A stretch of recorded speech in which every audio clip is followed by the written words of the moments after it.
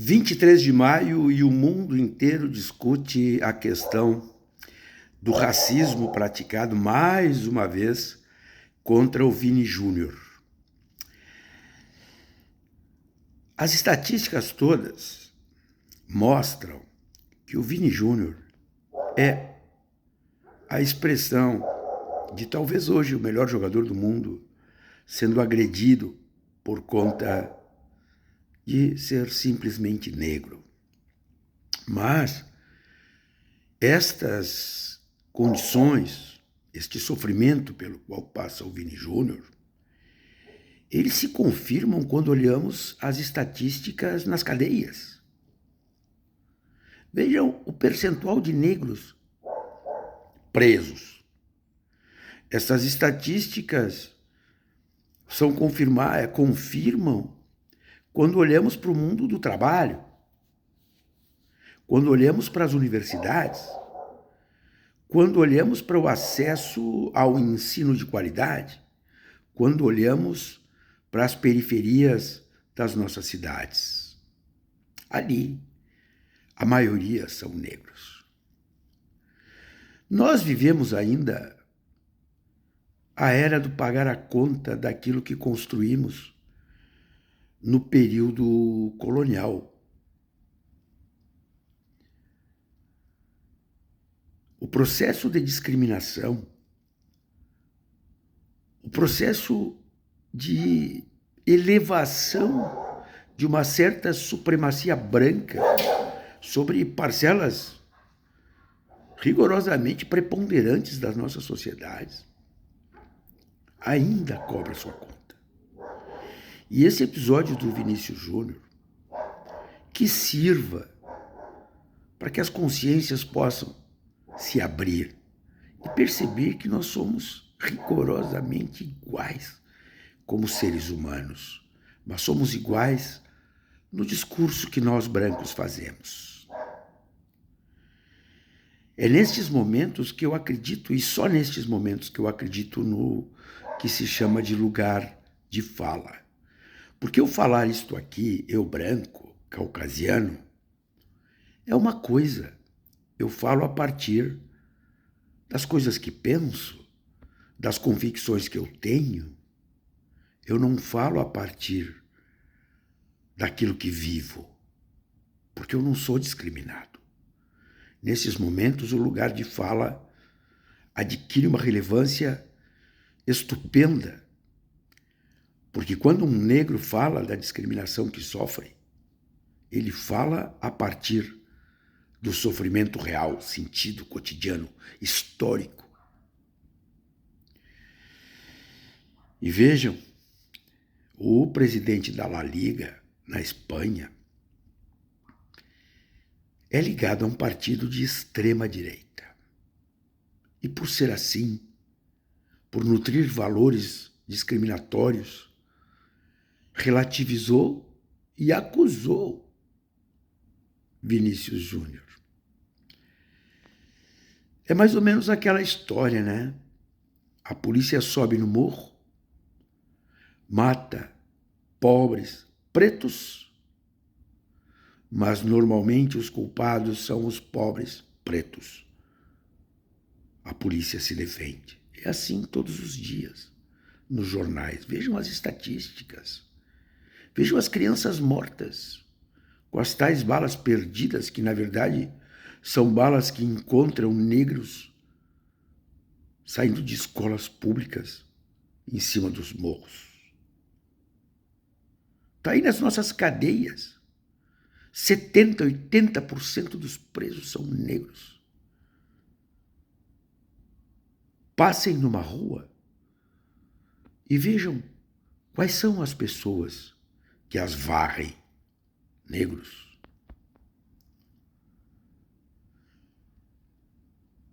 Por quê? Porque são parcelas de brasileiros que são excluídos dos bens da nossa sociedade, dos bens da vida. Vejam, e as estatísticas comprovam e mostram e escarram nas nossas caras as diferenças de remuneração que há entre negros e brancos. E assim nós podemos tratar sobre tantas outras faces discriminatórias que existem na nossa sociedade, a questão com as mulheres, com as comunidades LGBT, com todos aqueles que nós, brancos aquinhoados, entendemos que são diferentes. O Brasil é um povo negro, nós somos mestiços. Que bom que somos assim. Ora, às vezes eu fico pensando naqueles que, para sustentar o antirracismo, dizem: olhem para Pelé, Cassius Clay, Muhammad Ali. Olhem a NBA americana, olhem o futebol negros. Esses são vistos. Mas o racismo que se estrutura na sociedade e que estrutura a nossa sociedade, ele aniquila aqueles que não têm face. Quando isso acontece com o Vini Júnior, os jornais do mundo estampam a matéria, estampam o racismo. Mas é mais ou menos como faziam nos Estados Unidos do Sul. Naquelas árvores do campo penduravam negros, como frutas de sangue. Em certa medida, isso segue acontecendo. E notem que pelo mundo se espalha a chaga do supremacismo branco. Nos Estados Unidos, eles são escrachados. Aqui no Brasil,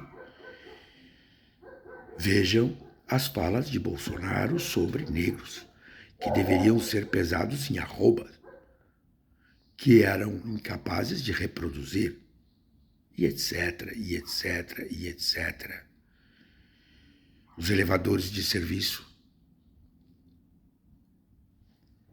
os negros mortos em supermercados. Eu não estou inventando nada e nem exagerando. Esses adquirem expressão na nossa sociedade diante da tragédia, da morte, da bala perdida, do mata-leão que sufoca.